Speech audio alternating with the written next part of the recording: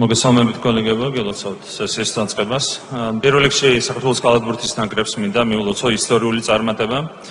სადებიუტო მსოფლიო ჩემპიონატზე მსოფლიოს 16 საუკეთესო გუნდს შორის მოხვედრა არის ისტორიული შედეგი, რისთვისაც კალათბურთელებს ჩვენი გუნდის სახელით დიდი მადლობა მინდა გადაუხადოთ.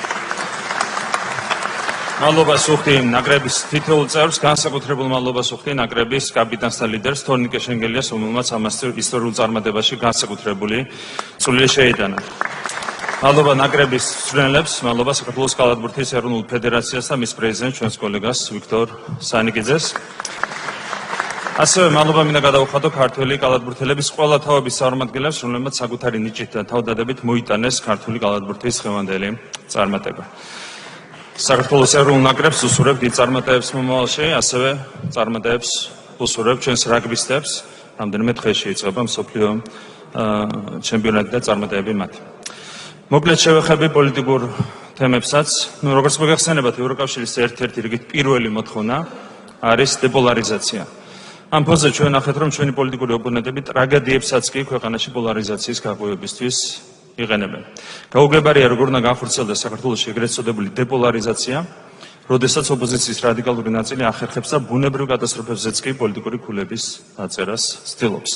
ოპოზიციის რადიკალური ნაწილი და მისი მედია საშუალებები დღემდე თავს ესხმიან არ მხოლოდ მართულ გუნდს, არამედ ჩვენს გმირმაშველებსაც კი. რა თქმა უნდა, ოპოზიციის ამგვარი დამოკიდებულების პირობებში ეგრეთ წოდებული დეპოლარიზაციას განხორციელება არ უწევია.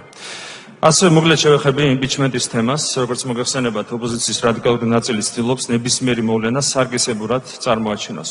ყველას გახსოვთ, როგორ ატყუებდნენ ისინი მოსახლეობას და ამერიკულ კანონს, რუსულ კანონს უწოდებდნენ. ახლა ისინი ცდილობენ საქართველოს კონსტიტუციის უხეში დარღვევა ევროპულ მოვლენად წარმოაჩინონ. ქართული საზოგადოება არის ტრადიციული ევროპული ღირებულებების მატარებელი საზოგადოება და მერწმუნედ საქართველოს კონსტიტუციის უხეში დარღვევას მას ევროპულ მოვლენად ვერაფრით იყიდით. როდესაც ნაცმოძრაობა იყო ხელისუფლებაში, კონსტიტუციაზე ძალადობა მისი ხელწერის ერთ-ერთი უმთავრესი შტრიხი იყო.